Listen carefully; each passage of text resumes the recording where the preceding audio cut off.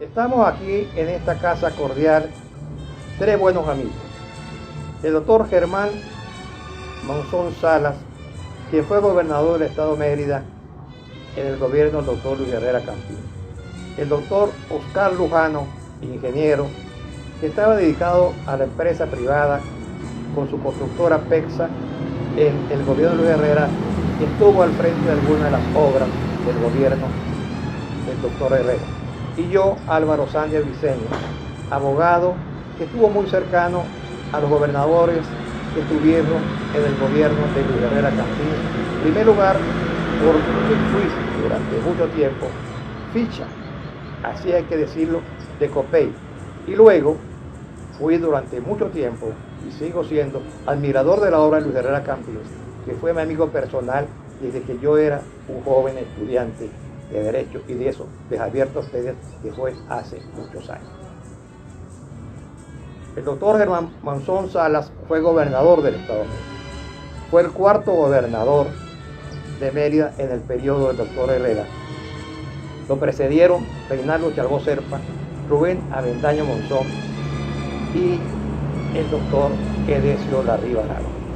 Pero además el doctor Monzón Salas estuvo al frente del Instituto Agrario Nacional aquí en Mérida y luego en la Corporación de los Andes. Pues la Corporación de los Andes de verdad era un ente gubernamental adscrito a la Secretaría de la Presidencia de la República, y además con plena vigencia para los estados Mérida, Táchira, Trujillo y el distrito Páez del estado Apure y además de Barinas. Yo creo que el doctor Germán Monzón Salas tiene mucho que decir de la obra que él hizo como gobernador aquí en Mérida, pero además de eso, por su relación muy cercana con el doctor Luis Herrera Campins. Y el doctor Oscar Lujano, que fue dirigente de Copey durante muchos años también, que fue presidente de la Asamblea Legislativa, que ocupó posiciones importantes como ingeniero de obras públicas del Estado, y además de ello estuvo como secretario del gobierno cuando fue el gobernador, el doctor Bernardo Celis Parra, en el primer gobierno del doctor Rafael Caldera. Yo creo que somos tres amigos. Aquí estamos para hablar de un personaje importante en la vida histórica de Venezuela, como fue el doctor Luis Herrera Campins. El doctor Herrera Campins fue un político, yo dijera, de alta valía en este país. Lo conocí, y eso es algo raro hoy en un país que no tiene prensa. Cuando con el seudónimo de Juan Cóndor escribía en La Esfera, un periódico de la cadena Capriles, en la campaña electoral del año 1958 de Rafael Caldera, en esa campaña electoral que llevó a la presidencia de la República a don Rómulo Betancourt. Pero además hay algunas circunstancias muy importantes que yo quiero aquí destacar. En los años de esa democracia extraordinaria, que del año 1958 al año 1998, los presidentes de Venezuela, esa verdadera democracia, fueron Rómulo Betancourt, fue Raúl Leoni, Rafael Caldera, Carlos Andrés Pérez, Luis Herrera Campins, y en los segundos periodos de Carlos Andrés Pérez y de Rafael Caldera. Pero hay tres presidentes que fueron muy discretos en su vida y quizás no han tenido tanto centimetraje en la prensa y no se han reflejado tanto en los medios de publicidad, que fueron Raúl Leoni, Luis Herrera Campins y Jaime Bustos. Quizás porque todo ha sido dedicado a tres jefes importantes: a Rómulo Betancourt, a Rafael Caldera y a Carlos Andrés Pérez. Por eso quiero que en esta tarde cordial merideña, aprovechando que no nos está interrumpiendo la lluvia y la neblina tan propia de nuestra ciudad, podamos conversar gratamente del gobierno de Luis Herrera, en primer lugar, y luego de quién fue Luis Herrera como persona y como, además, Luis Herrera fue un gran periodista. Y yo recuerdo que siempre él, a la hora de identificarse, No lo hizo ni como abogado, ni como político, ni como diputado al Congreso. Lo hizo siempre como periodista. Fue un gran periodista. Y siempre escribió con su propio nombre, con un gran estilo y un dominio del idioma español extraordinario, o con los seudónimos. Me acuerdo fundamentalmente de ese Juan Cóndor, que poca gente se acordará, porque yo estoy hablando del año 1958, cuando yo era un joven y mis compañeros de esta tarde, el doctor Lujano y el doctor Monsonsara, también éramos los tres unos mozos estudiantes universitarios. Así es que entonces yo dejo ver las palabras al doctor Germán Monsonsala para que él, con su experiencia de gobierno, nos hable bien de su gobierno y de Luis Herrera Campins. Resulta muy grato podernos reunir en esta tarde merideña, y aquí nos une fundamentalmente la ideología social cristiana. A Álvaro Sandia y Oscar Lujano los conocí yo justamente como social cristianos de mucha valía, y eso fue lo que nos llevó a ocupar posiciones importantes en los gobiernos social cristianos que ha habido en Venezuela. Primero fue el de Rafael Caldera y después fue el de Luis Herrera Campins. Cuando llegó Luis Herrera a la presidencia de la República, yo apenas lo conocía por los periódicos o por la televisión, que en ese momento no era muy prolija, que se dice, pero en todo caso el destino me llevó a ocupar sucesivos cargos en el gobierno del presidente Herrera. Salí del programa de ganadería de altura de la Universidad de los Andes, Corpo Andes y la Universidad Central de Venezuela, y me ingresaron en el Instituto Agrario Nacional como director regional. De allí me ascendieron a presidente de la Corporación de los Andes, la región que ya identificó perfectamente bien aquí mi compañero y amigo Álvaro Sandia. Y después el presidente Herrera me designó gobernador del estado Mérida. Quiere decir que esos dos últimos cargos que yo ocupé fueron por designación directa del señor presidente Luis Herrera Campins. Eso me llevó a conocerlo muy de cerca, a tener amistad con él. Vamos a decir que la mayor prueba que yo tendría de esto es que en dos ocasiones, después de haber terminado su periodo constitucional, él estuvo en mi casa. Pudimos muy temprano en la mañana disfrutar un aromático café y conjuntamente con mi esposa Lourdes conversar de todo lo que se nos ocurrió. Y ahí yo comprobé la sencillez y la humanidad de la personalidad de Luis Herrera Campins, un hombre políglota que hablaba 3 o 4 idiomas, pero como en todas sus cosas era bastante reservado. Él no hacía alarde de sus conocimientos. Y tal vez el factor más importante, y lo dicen muchos pensadores que identifica al presidente Herrera Campins, fue su amplia cultura.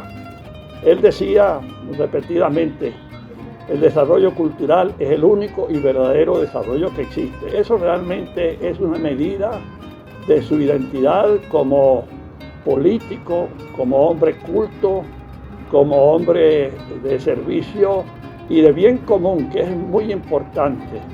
Él no hacía alardes de su militancia social cristiana.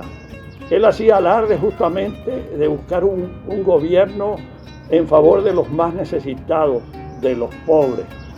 De manera que en estas pocas cosas que pueda decir inicialmente, creo que estamos identificando a un gran personaje que dominó el siglo XX en Venezuela y para el cual creo que han tenido un acierto increíble buscar a través de esta conmemoración la efemérides cuando se va a cumplir el 4 de mayo de este año 2025, 100 años de su nacimiento en Acarigua, en el estado Portuguesa, lo cual le dio su condición de llanero, con esa inmensidad del llano que significa su horizonte y que él lo trasladó también hasta su manera de ser. De manera que, repito, es muy grato poder coincidir en este momento aquí con estos apreciados amigos, yo diría que de toda la vida, el ingeniero Oscar Lujano y el doctor Álvaro Sandia Vicente. Pues me siento muy complacido de compartir esta excelente tarde merideña con dos grandes amigos y además dos grandes merideños, el doctor Álvaro Sandia y el doctor Germán Monzón Salas, con quien me une amistad de mucho tiempo, amistad política y amistad personal. Y afortunada la ocasión, porque nos concita un tema muy importante y que está en el tapete actualmente, el centenario del nacimiento de Luis Herrera Campins. Estaba recordando, mientras ellos hablaban, de qué manera conocí yo a Luis Herrera, cómo fue mi aproximación a Luis Herrera. Pues les comentaré que en el año 1958, cuando yo apenas era un muchacho, ejercía la Secretaría Juvenil de Copey en Valera, secretario general de la JRC. Y en la vieja sede del partido había una cartelera con un retablo fotográfico donde estaban las imágenes de los integrantes del Comité Nacional de ese momento, a la caída de Pérez Jiménez. Me impresionaba, por supuesto, la cara de Pedro del Corral, que ya estaba avanzado de edad. La juvenil imagen de Rafael Caldera en ese momento, pero particularmente me llamaba la atención la imagen de Luis Herrera Campins, sin conocerlo siquiera. Posteriormente, vine a Mérida en el año 1959, se estaba celebrando la primera Convención Nacional de la Juventud Revolucionaria Copeyana después de la caída de Pérez Jiménez. Y recuerdo muy bien que en esa convención elegimos de secretario juvenil nacional a Eduardo Fernández, aquí en Mérida. Para la clausura de ese evento vino el doctor Luis Herrera Campins. Primera vez que yo lo veía personalmente y me impactó tanto como en la fotografía. Y nos discernió una especial deferencia a la delegación trujillana y en la boate del Hotel El Paro de Río estuvimos conversando con él. Por supuesto que al final le pedimos que nos diera sus recomendaciones, que teníamos interés de avanzar en la política al lado del socialcristianismo, y recuerdo muy bien que nos dijo dos cosas. Primero, sean leales a la causa si la abrazaron, y segundo, sean auténticos, obren conforme a los principios de la democracia cristiana. Eso nos imprimió un espíritu que más pasaron los años y siempre lo recordamos. Después tuve algunos encuentros con él de otra naturaleza, ya cuando yo estaba de ingeniero municipal aquí en el municipio Libertador, siendo presidente del Consejo Municipal, Jesús Rondón Nucete. Un día vino a Mérida y nos acompañó en unos trabajos de remodelación que estábamos haciendo en los barrios Simón Bolívar, el barrio Simón Bolívar en pleno centro de la ciudad, y él disfrutó mucho de ese recorrido porque dijo: están convirtiendo esto en un barrio tan importante y tan bello como cualquiera de los que yo disfruté en España, digo. Bueno, posteriormente tuve la suerte de estar presente en la inauguración de una obra que se ejecutó en el gobierno del doctor Herrera, la Biblioteca Bolivariana, y allí yo estaba presente a fuer de que la empresa que hizo el proyecto PEXA, en la cual estaba el arquitecto Claudio Corredor, fue justamente la obra que estaba inaugurando Luis Herrera. De él tenemos recuerdos extraordinarios. Él era, como ya se ha repetido, un hombre muy bien formado, un intelectual de primer rango, pero a la vez un hombre muy sencillo, muy accesible. Y yo diría que Luis Herrera, más que un llanero, era un hombre llano, muy llano. Esa es la impresión que yo tuve. En esta conversación cordial que estamos llevando, es interesante que Germán Monzón, con su experiencia en el gobierno del doctor Herrera, nos hable de las obras importantes que él tuvo a su cargo. Primero en el Instituto Agrario Nacional y luego, después, hablaremos de su actuación en Corpo Andes y en la gobernación. Germán, de lo que tú recuerdas fundamentalmente el Instituto Agrario Nacional, ¿qué fue lo más importante que tú quieres destacar en esta conversación de amigos? Muy importante. Vamos a recordar que soy ingeniero agrónomo de la Universidad Central de Venezuela. Por cierto, que me tuve que ir de aquí, de Mérida, porque aquí la universidad nunca interpretó que la potencialidad aquí era la agricultura y el turismo, y no hizo una facultad para que se estudiara sobre la agricultura, sobre la ganadería. Bueno, llegué al Instituto Agrario Nacional por mi profesión y me tocó fundar la región de los Andes, o sea, Táchira, Mérida, Trujillo, Barinas y el municipio Paz del estado Apure. El programa bandera del Instituto Agrario Nacional para ese entonces fue justamente la entrega de títulos de propiedad de la tierra como nunca antes se había hecho.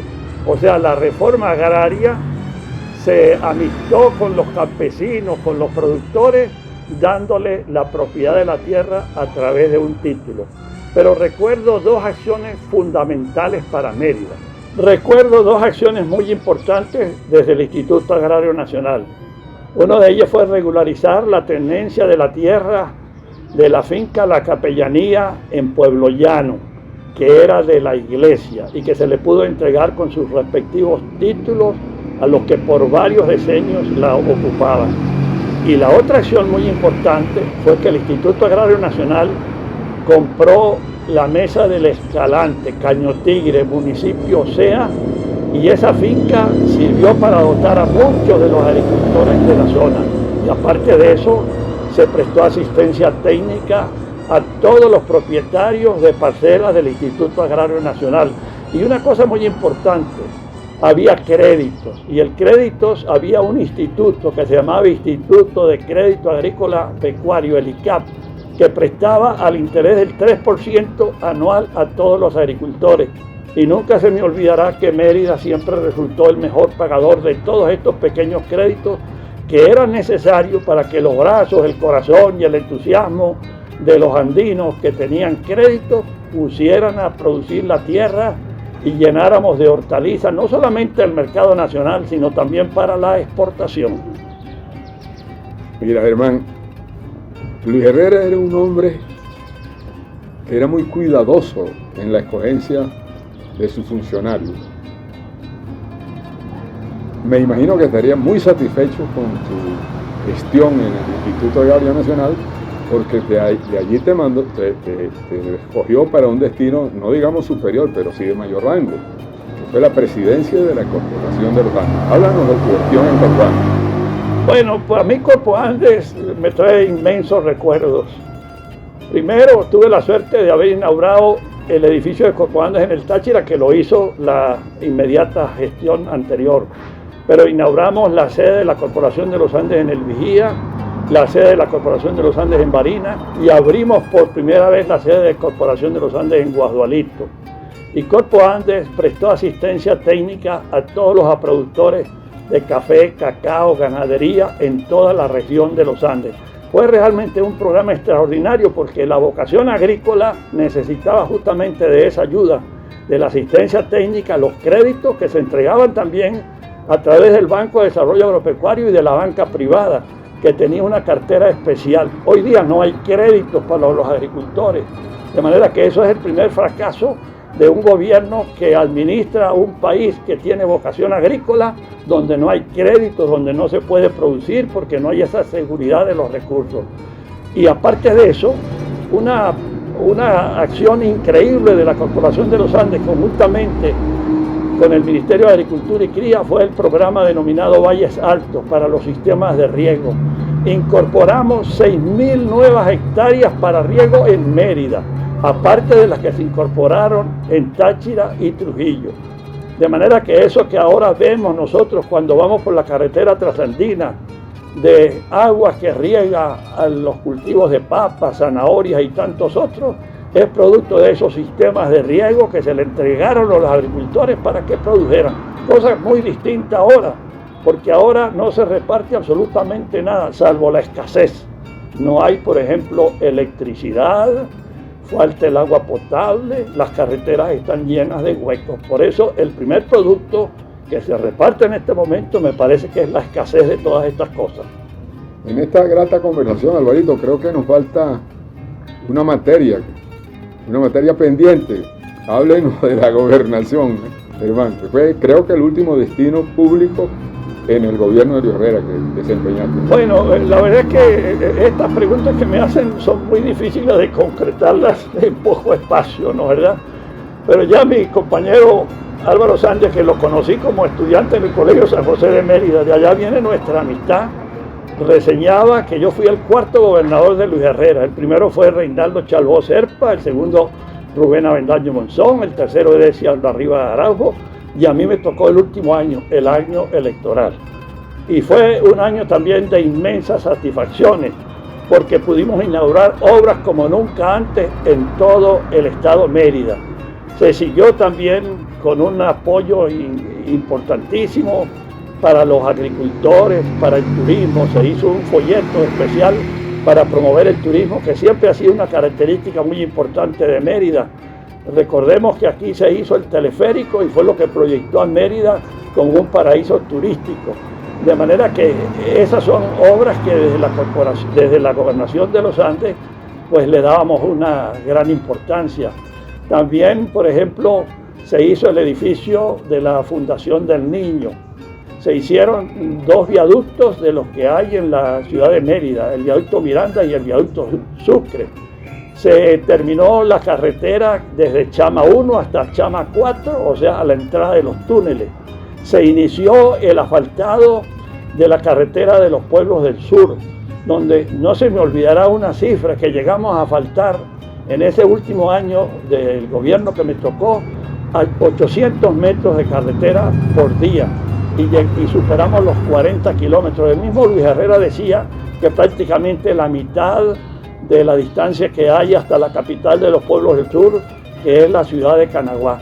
Aspecto importantísimo, porque allí está uno de los porcentajes más altos desde el punto de vista de la división política administrativa y de la división que significa el parteaguas de las que van para el río Apure y de los que van para el lago de Maracaibo. Un gran porcentaje de la superficie del estado de Mérida está en esas lomas donde hay gente que tiene una fuerza especial, pero que pareciera como siempre olvidado de los gobiernos, porque el centralismo justamente va con los recursos hacia Caracas, hacia el centro. Vamos a decir que un gobierno macrocefálico, que hoy día se llama de otra manera. Hoy le dicen que es un gobierno de burbuja, todo para la capital y no dejan nada para nosotros. Y aparte de eso, se hizo, por ejemplo, la avenida 15 en el Vigía, el Caño Bubuquí, el embaudamiento, el seguro social de la ciudad de Mérida y el Vigía, ampliación de la emergencia del Hospital Universitario de los Andes, el hospital de la ciudad de Canaguá, y en toda la geografía merideña, por ejemplo, 9 casas municipales hizo el gobierno del presidente Herrera. Y su obra de vialidad es de una dimensión como nunca antes se había hecho. Por ejemplo, se asfaltaron casi todos los camellones del sur del lago de Maracaibo. Y se hizo la carretera desde la carretera Rafael Caldera hasta Chiguará. Carretera muy importante porque salimos de una vía que era muy difícil, muy complicada, y se entregó una vía extraordinaria. Igualmente la carretera hacia La Trampa, La Sabana, se modificaron todas esas curvas, se hizo en gran parte el asfaltado, se hizo una variante, y así como eso, muchas obras de vialidad en todo el estado de Mérida dejaron una huella imborrable desde el punto de vista del desarrollo social y económico para el estado de Mérida. Bueno, tú estás hablando, Germán, de la obra de la vialidad del gobernador Luis Herrera y citaste la carretera Chiguará. me toca a mí decirlo como descendiente y me siento orgulloso de mi progenie chiguarera. Chiguara tenía una carretera con una cantidad de regresivas que fue inaugurada en realidad en el año 32. Hay testimonios fotográficos de los primeros automóviles que llegaron a Chiguara. Pero el puente que atravesaba el río Chama era un puente de madera que un impetuoso Chama en alguna creciente se lo llevó. Y fue el año 1948 que en el gobierno del doctor Antonio Parra León, empezando el gobierno del presidente Rómulo Gallego, se inaugura el puente y por supuesto esa carretera, que como digo era muy insegura. Había un sitio que lo llamaban el suspiro, pero decía que usted suspiraba, se venía la carretera abajo. Se viene el gobierno de Luis Herrera, se proyecta la nueva carretera que partiendo de Estanque va a Chiguará, y la constructora fue Ticapsa, empresa que yo como abogado representaba aquí en él. Una persona, como diría que el escritor de cuyo nombre no quiero ni acordarme, y aquí tengo al Quijote que está presidiendo esta jornada cordial de esta tarde merideña, interpuso un recurso en un tribunal, un interdicto, en el tribunal de primera instancia en Tobar. Muy preocupada la ingeniero de la obra media panamericana, que era la ingeniera María Josefina Corredor, y la ingeniera residente de la compañía constructora, que era Elena Ilcinger, me convoca para decir qué podemos hacer. Y yo le dije lo siguiente: la cerca que colocó el tribunal no puede tocarse. La carretera está proyectada para empezar de Estanques hacia el pueblo. Podemos hacerla del pueblo hacia abajo. Es decir, vamos a llevar los recursos hacia arriba y empezar. Porque yo requiero tiempo como abogado para abocarme a la solución del problema jurídico. Pues me dijeron que sí. Y ahí funcionó mi ascendencia chiguarera, porque empezó la carretera de arriba hacia abajo. 6 meses después ganamos el juicio del Tribunal de Primera Instancia de los Civiles Mercantiles en Tobar. Se quitó la cerca, por supuesto, por orden del tribunal, y se terminó la carretera en la parte de abajo del estanque.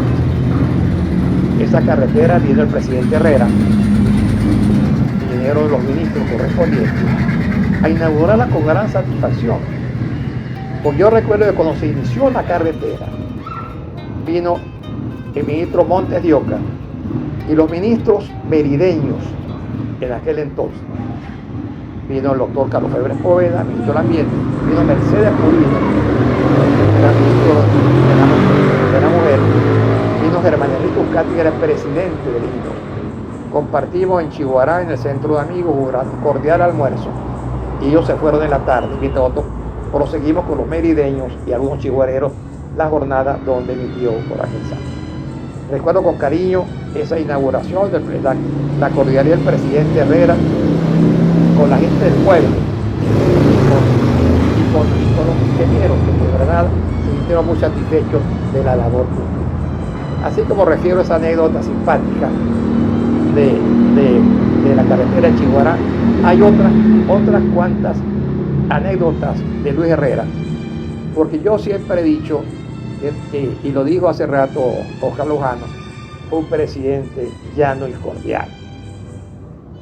La primera vez que yo vi a Luis Herrera aquí en Mérida, vino yo era un muchacho estudiante de primer año de Derecho, y después de la reunión y de las palabras del doctor Germán Vicente Ferrini, presidente de COPEI, y de Luis Herrera, que de la Dirección Nacional, nos fuimos a un sitio que se llamaba La Cabaña, la entrada de Gido. Y ahí, en medio de la cordialidad que teníamos, caímos en el tema del béisbol de Venezuela y del béisbol de Grandes Ligas. Las intervenciones fundamentales fueron de Jesús Ramón Pérez Febra, de José Francisco Rachel, que era director de la Facultad de Derecho, y Luis Herrera y yo. Pero ahí demostró Luis Herrera que era más adicto a leer la página política de los periódicos que yo iba derechito en el Nacional a la página deportiva.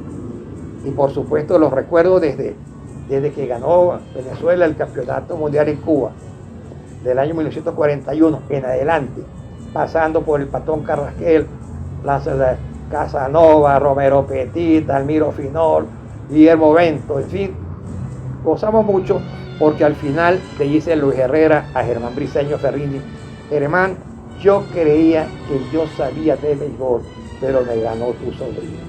Ese recuerdo es bueno, que aquí también lo compartamos nosotros cordialmente. Muy bien. Mire, pero después de esta relación tan pormenorizada que Germán ha hecho de la gestión de Luis Herrera, debemos concluir que Luis Herrera a Mérida también le cumplió. Por supuesto. Yo no sé si llegó un momento de decir algo distinto a la obra física y a lo que estamos comentando. En las ocasiones que se quedó el presidente Herrera en mi casa, hay varias cosas que debo contar, ¿no? Me llamó mucho la atención, por ejemplo, que en una ocasión que él venía y al siguiente día debía dar un discurso, me dijo: Germán, necesito una máquina de escribir, porque voy a hacer el discurso que voy a dar mañana. Pues a mí me llamó poderosamente la atención que un señor que ha sido presidente de la República, él mismo se sentó frente a mi escritorio y escribió su discurso con una facilidad asombrosa. Eso fue una cosa que me llamó poderosamente la atención. La otra cosa es que, por ejemplo, él hacía muchas llamadas telefónicas, pero él tenía su libretica, él buscaba el número y él mismo le daba el teléfono todas las veces necesarias. Para mí, si se quiere, eso fue una lección, porque cuando uno está en los cargos públicos, una de las cosas que uno sabe que le hacen es llamar por teléfono. Y resulta que al presidente de la República eso debió ser en una medida, bueno, inconmensurable. Él no le importaba, él llamaba por teléfono. Y también aclaramos algo que es, digamos, de consumo muy popular. Y dicen que Luis Herrera era adicto al chocolate y comía muchos Toronto. Y él nos dijo: no, eso es totalmente falso. Yo no puedo comer chocolate y tampoco como Toronto. A veces me meto algunos en los bolsillos para darle a algunos muchachos, pero de ahí no pasa. Pero mire, yo voy a abonar esa afirmación. Una vez yo también le pregunté: presidente, ¿cómo es lo de los Torontos? Incluso dicen que usted utiliza a Berreuferán, que era el chofer de él, para que le mantuviera en los bolsillos las golosinas esas. Digo: mire, eso es falso. Yo tengo ahí algunas golosinas para dárselas a los niñitos o a mis nietos. Pero eso se ha difundido tanto que el equipo de Toronto ganó la Serie Mundial de Béisbol y hubo cantidad de amigos que me llamaron para felicitarme que ganó el Toronto. Bueno, mira, déjame decirte algo más de Luis Herrera. Discúlpeme, Álvaro. Tranquilo. En una ocasión que compartí el carro presidencial con él, cuando se inauguró el polideportivo en Santa Cruz de Mora, pues por supuesto, como nos bajamos a plena tierra, los zapatos de él se llenaron un poco de barro que había allí.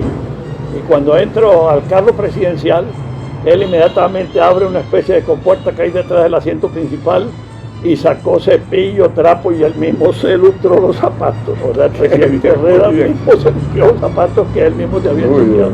Sí, era un hombre muy sencillo. Me comentaba un periodista que le pidió al presidente Herrera, ya no era presidente, una entrevista en su casa de Santerubí.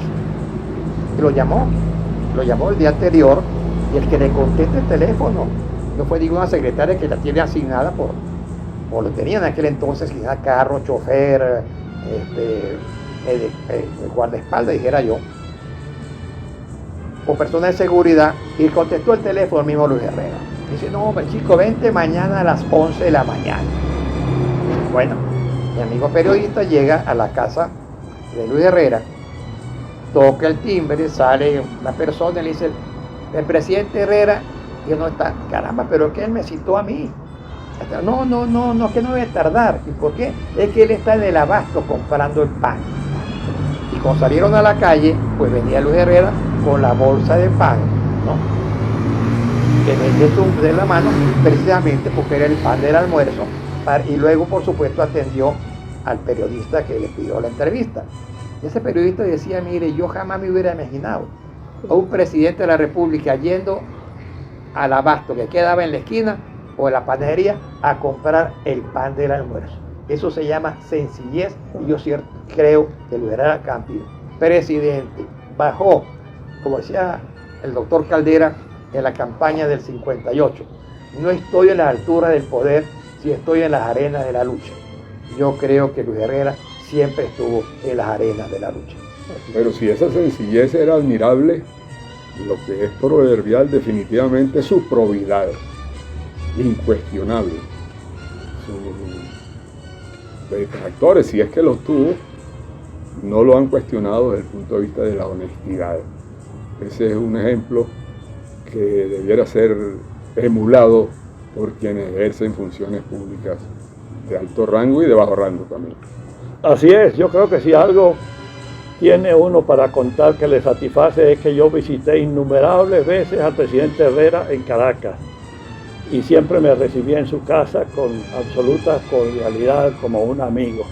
Pudimos conversar y le pude preguntar todo lo que quise. Eso demuestra también la sencillez y la entrega para el bien común que tenía el presidente Luis Herrera Campos. Bueno, yo creo que aquí hemos terminado una tarde simpática, cordial y amable, porque los tres interlocutores hemos hablado de un personaje muy de Venezuela, muy de nosotros y que quiso mucho a América, Luis Herrera Campos.